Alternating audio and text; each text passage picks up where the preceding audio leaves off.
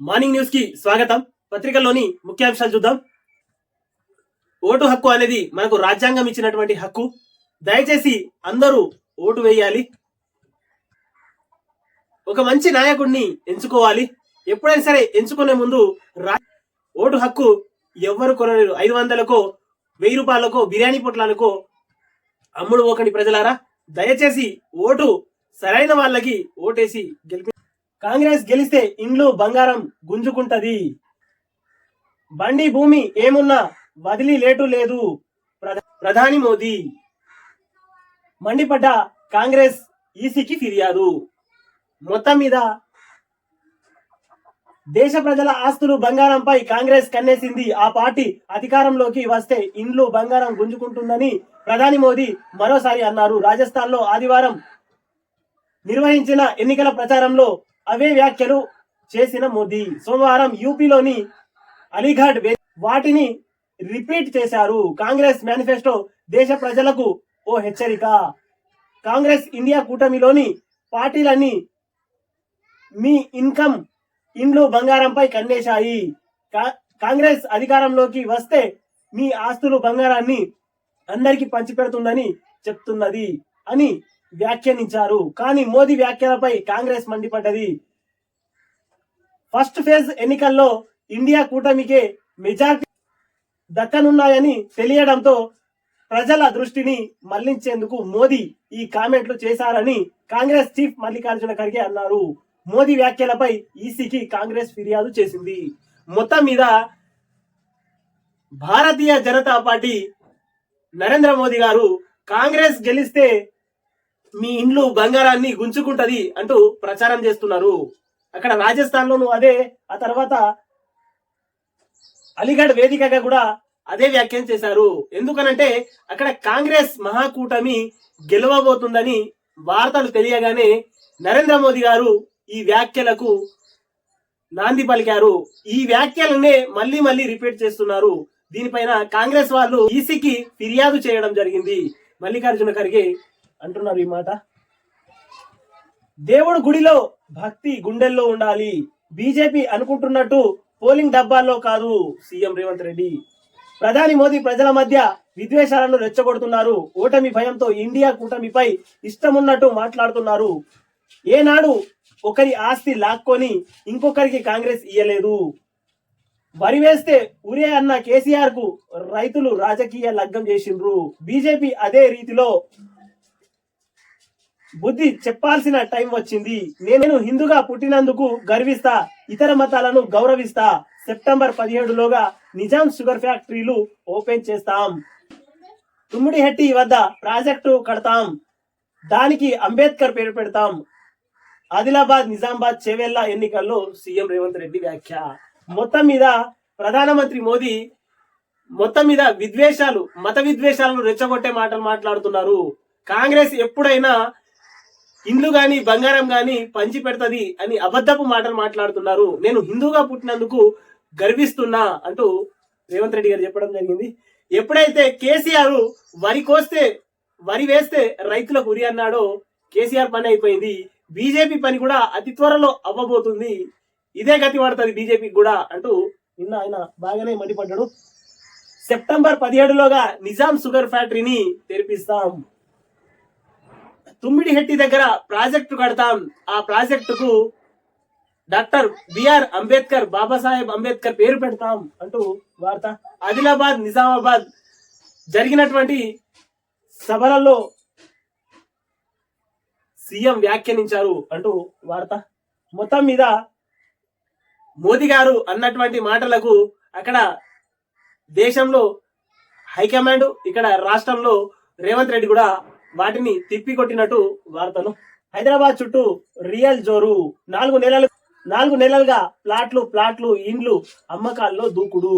Greater Hyderabad అభివృద్ధిపై రాష్ట్ర సర్కారు స్పెషల్ ఫోకస్ అంటూ వార్త వేసింది. ఇక్కడ ఓఆర్ఆర్ ట్రిబుల్ నడుమ ఎకానమిక్ కారిడార్ల ఏర్పాటుకు రోడ్ మ్యాప్. మెట్రో విస్తరణ, ఎలివేటెడ్ కారిడార్లు, మూసి ప్రక్షాళన పనులతో పాజిటివ్ వేవ్. డిసెంబర్ నుంచి దూసుకెళ్తున్న రియల్ ఎస్టేట్. ఫిబ్రవరిలో 900 20 కోట్ల రికార్డ్ ఆదాయం. అనారక్ నైట్ ఫ్రాక్ రిపోర్ట్లలోనూ సిటీనెట్ టాప్. అత్యంత వేగంగా అభివృద్ధి చెందుతున్న సిటీల్లో నగరానికి 4వ స్థానం. మొత్తం మీద హైదరాబాద్ సిటీ అత్యంత వేగవంతంగా డెవలప్ అవుతున్నటువంటి సిటీల్లో 4వ స్థానం మన హైదరాబాద్ కు దక్కింది అంటూ వార్త. మొత్తం మీద హైదరాబాద్ చుట్టుపక్కల గత 4 నెలలుగా ప్లాట్లు ఇండ్లు అనుకుంటూ అమ్మకాల్లో దూకుడు బాగా పెరిగింది అంటూ వార్త వేసింది. ఇక్కడ గ్రేటర్ అభివృద్ధికి రాష్ట్ర సర్కారు స్పెషల్ ఫోకస్ అంటూ పంట రుణాల వివరాలు ఇవ్వండి బ్యాంకులను కోరిన రాష్ట్ర సర్కారు. రుణమాఫీకి డిసెంబర్ 7 కటాఫ్ గా ఉండాలని సూత్రప్రాయ నిర్ణయం. క్రాప్ లోన్లు మొత్తం ప్రభుత్వమే టేక్ ఓవర్ చేసేలా ప్రణాళిక అంటూ 2వ పేజీలోని వార్త ఇది. పంట రుణాల వివరాలు ఇవ్వండి అని బ్యాంకులను రాష్ట్ర ప్రభుత్వం కోరింది. రుణమాఫీకి డిసెంబర్ 7వ తారీఖుగా కటాఫ్ చేయాలని బ్యాంకులను, క్రాప్ లోన్లు మొత్తం ప్రభుత్వమే టేక్ ఓవర్ చేసేలా ప్రణాళిక అంటూ 2వ పేజీలోని వార్త. డిసెంబర్ 7వ తారీఖు వరకు ఎంతైతే పెండింగ్ లో క్రాప్ లోన్లు ఉన్నాయో వాటి మొత్తం వర్తించేలాగా సూత్రాభిప్రాయంగా మొత్తం వాటిని డాటా తీసుకోండి అంటూ రాష్ట్ర ప్రభుత్వం నుంచి బ్యాంకులను కోరిండ్రు. జూన్ లో గైడ్ లైన్స్ అంటూ వార్త వేసింది ఇక్కడ. కరీంనగర్ కాంగ్రెస్ అభ్యర్థిగా వెలిచాల అటహాసంగా నామినేషన్ వేసిన రాజేందర్ రావు. తోడు వెళ్లిన మంత్రి పొన్నం, 3 ఎమ్మెల్యేలు. అలిగిరెడ్డి వర్గీయుల్లో అయోమయం. కరీంనగర్ లో రసవత్తంగా కాంగ్రెస్ రాజకీయం అంటూ 8వ పేజీలోని వార్త. కరీంనగర్ కాంగ్రెస్ అభ్యర్థిగా వెలిచాల అంటూ వార్త వేసింది ఇక్కడ. కరీంనగర్ లో మంత్రి పొన్నం కలిసి నామినేషన్ వేస్తున్న వెలిచాల రాజేందర్ రావు అంటూ వార్త. కర్ణాటక చేరిన ఖమ్మం పంచాయతీ. బెంగళూరులో ఖర్గేతో బట్టి పొంగులేటి భేటీ. అక్కడి నుంచి తుమ్మలకు ఫోన్. ఏకాభిప్రాయం తెచ్చేందుకు ఏఐసిసి కసరత్తు అంటూ 8వ పేజీలోని వార్త. 15 ఆగస్టు లోపు రుణమాఫీ చెయ్యకుంటే రాజీనామా చేస్తావా? సీఎం రేవంత్ కు హరీష్ రావు సవాలు.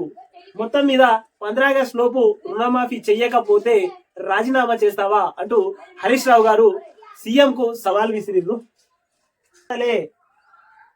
కవిత నిజాలు చెప్తలే, ఆమెకు బెయిల్ ఇవ్వద్దు, ఇస్తే సాక్షులను ప్రభావితం చేస్తారు. కోర్టు దృష్టికి తెచ్చిన సిబిఐ తీర్పు మే 2కు రిజర్వ్. ఈడీ కేసుల్లోనూ కొనసాగిన వాదనలు. కవితను టెర్రరిస్టుగా ట్రీట్ చేస్తున్నారన్న ఆమె తరపు అడ్వకేట్. కావాలనే ఫోన్లను ఆమె ఫార్మేట్ చేశారని ఈడీ. మొత్తం మీద కవిత నిజాలు చెప్తలే. కవితక్క సిబిఐ అడిగిన వాటికి కూడా నిజాలు చెప్తాడు. ఒకవేళ బెయిల్ ఇచ్చింది అనుకోండి, బయటకు వెళ్ళిన తర్వాత ఆమె సాక్షులను తారుమారు చేస్తది, సాక్షులకు ప్రభావితం చేస్తది అంటూ ఈడీ కోర్టుకు వివరించడం జరిగింది.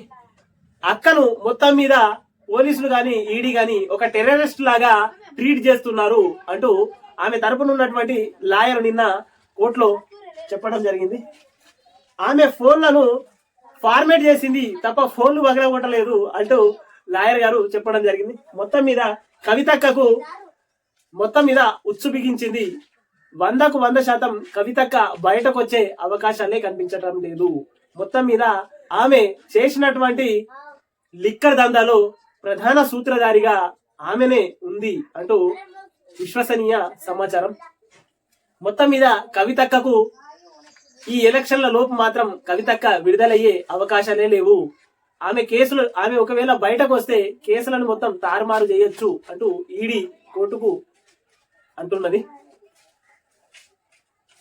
మొత్తం మీద రేపటి నుంచి స్కూళ్లకు హాలిడేస్. ఇవాళ పేరెంట్స్ మీటింగ్. జూన్ 12న మళ్ళీ స్కూల్ ప్రారంభం అంటూ వార్త వేసింది. అమెరికా జనాభాలో మనోళ్ళు 28 లక్షలు అంటూ 9వ పేజీలో వార్త. అమెరికా జనాల్లో మనోళ్ళే 28 లక్షల మంది ఉన్నారు అంటూ వార్త. హైదరాబాద్ లో లగ్జరీ ఇండ్లకు ఫుల్ గిరాకీ అంటూ 11వ పేజీలోని వార్త ఇది. మొత్తం మీద హైదరాబాద్ లో లగ్జరీ ఇండ్లకు ఫుల్ గిరాకీ అంటూ వార్త చేసింది 11వ పేజీలోన. తెలంగాణ పత్రిక చూద్దాం. నేడు కేసీఆర్ బిగ్ డిబేట్ అంటూ 2వ పేజీలోని వార్త. టీవీ9 లైవ్ షోలో పాల్గొననున్న బీఆర్ఎస్ అధినేత ఇవాళ కాక మొత్తం మీద పాల్గొనబోతున్నాడు అంటూ వార్త చేసింది నమస్తే తెలంగాణ పత్రికల్లో.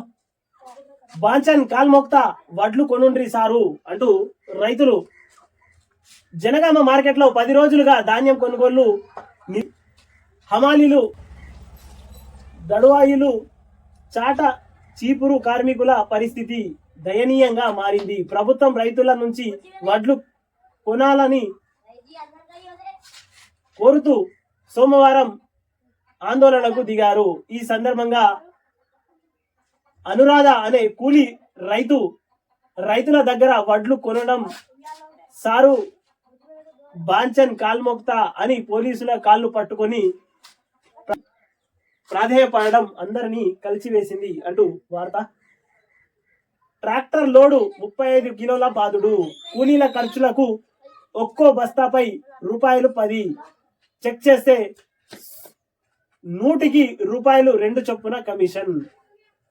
జనగామ జిల్లాలో మిల్లర్ల మాయాజాలం అంటూ 10వ పేజీలోని వార్త. మొత్తం మీద ఒక ట్రాక్టర్ లోడుకు 35 కిలోల బాదుడు అంటూ వార్త వేసింది ఇక్కడ. వడ్లు ఎంతైనా పండించుకోండి, బోనస్ ఇచ్చే మరికొంట, ఇప్పుడు కాదు వచ్చే సీజన్ నుంచి అంటూ వార్త వేసింది. సూరత్ లో దలాల్ అంటూ వార్త. ఎన్నిక ఏకగ్రీవమైనందున ఎలక్షన్ కమిషన్ బీజేపీ అభ్యర్థి ముఖేష్ ఎన్నికైనట్టు ప్రకటన. బరిలో 10 మంది, చివరిలో 8 మంది విడ్రా. కాంగ్రెస్ అభ్యర్థుల నామినేషన్లను తిరస్కరణ. లోక్సభ సీటు ఏకగ్రీవం. 12 ఏళ్లలో తొలిసారి. ఇది మ్యాచ్ ఫిక్సింగ్ అంటూ విపక్షాల ధ్వజం. ఇది Gujarat model code social media అంటూ వార్త వేసింది ఇక్కడ 7వ పేజీలో వార్త. రైతు బంధుకే పైసలు లేవు, రుణమాఫీ చేస్తావా అంటూ వార్త వేసింది 2వ పేజీలో. ఆగస్టు 15 దాకా సీఎం గా ఉంటావో లేదో అంటూ వార్త వేసింది బీజేపీ 3వ పేజీలో వార్త ఇది. ఆగస్టు 15న రుణమాఫీ చేయకపోతే రాజీనామా చేస్తావా అంటూ హరీష్ రావు గారు సవాల్ వేయడం జరిగింది. ఇది 3వ పేజీలో వార్త. 4 నెలల్లోనే తెలంగాణ ఆగం అంటూ ఇక్కడ 11వ పేజీలో కష్టాలు. 10 ఏళ్ల తర్వాత మళ్ళీ తాగునీటి కష్టాలు. కాంగ్రెస్ బీజేపీలను నమ్మితే నట్టేట ముంచుడే. బీఆర్ఎస్ రోడ్ షో నేతలు భారీగా హాజరైన జనం అంటూ వార్త వేసింది ఇక్కడ. మోదీపై ఈసీ మౌనం అంటూ 7వ పేజీలో వేసింది వార్త. కోమటిరెడ్డికే సీఎం అర్హత అంటూ 11వ పేజీలో వారు. ఇచ్చంపల్లిని అడ్డుకుంటాం అంటూ 3వ పేజీలో వార్త. రేవంత్ రెడ్డికి పొంగులేటి చెక్ అంటూ 11వ పేజీలో వార్త ఇది. 3వ టీఎంసీ వెనుక. సాగర్ నీటి దోపిడీపై సర్కారు దోబుచ్చులాట అంటూ 10వ పేజీలో వార్త ఇది. పోలీస్ అకాడమీలో రిటైర్డ్ రాజాసం అంటూ 8వ పేజీలో వార్త. ఇంటర్ ఫలితాలకు మంగళవారం అడ్డు అంటూ 11వ పేజీలో వార్త. 27 లేదా మే 1న దోస్త్ నోటిఫికేషన్ అంటూ 11వ పేజీలో వార్త ఇది. K9 టీవీని సబ్స్క్రైబ్ చేయండి, షేర్ చేయండి, కామెంట్లు పెట్టండి.